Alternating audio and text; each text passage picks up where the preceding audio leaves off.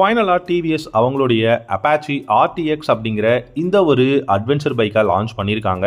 இந்த மாடலை பொறுத்த வரைக்கும் ஒரு அட்வென்ச்சர் ஆஃப் ரோடிங் பைக்காக வந்து லான்ச் பண்ணியிருக்காங்க. இந்த ஆர்டிஎக்ஸ் 300 அப்படிங்கிற இந்த அட்வென்ச்சர் பைக்கை பொறுத்த வரைக்கும் 2 லட்ச ரூபா பேஸ் வேரியண்டோட ப்ரைஸ் வந்து கொடுத்துருக்காங்க. பைக் வந்து நம்ம ரீசெண்டாக வந்து இந்த பாரத் எக்ஸ்போவில் நம்ம பார்த்த அதே பைக் தான் லான்ச் பண்ணியிருக்காங்க.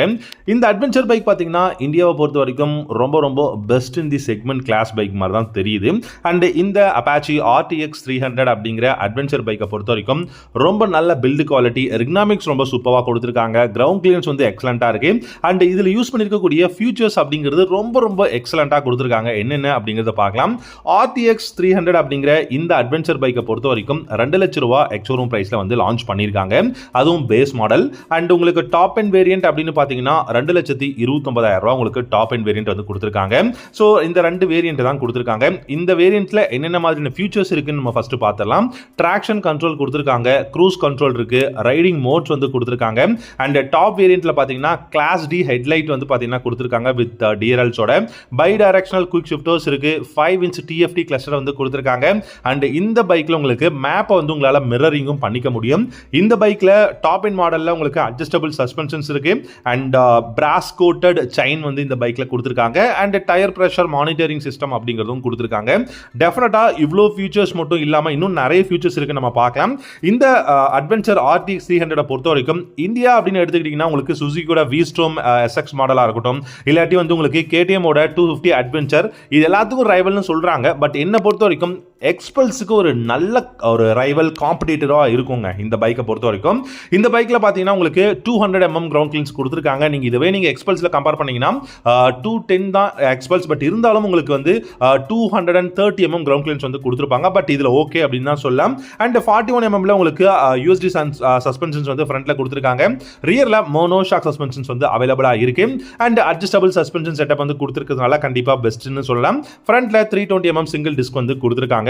இந்த அட்வென்ச்சர் பைக்கை பொறுத்த வரைக்கும் 5 இன்ச் டிஎஃப்டி கிளஸ்டர் கொடுத்துருக்காங்க. இதுல நான் முன்னாடி சொன்ன மாதிரி மேப் மிரர் பண்ணிக்க முடியும். அண்ட் GoPro கண்ட்ரோல் வந்து இந்த பைக்ல கொடுத்துருக்காங்க.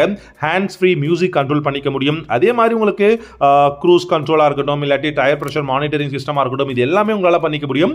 டிவிஎஸோட அந்த ஸ்மார்ட் எக்ஸோனட் அப்படிங்கிற அந்த ஆப் நீங்க கனெக்ட் பண்ணிட்டீங்க அப்படின்னா டெஃபினட்டா இவ்வளவு விஷயங்களை உங்களால பண்ணிக்க முடியும். டைனமிக் ஹெட்லாம்ப் கண்ட்ரோலும் வந்து பாத்தீங்கன்னா கொடுத்துருக்காங்க.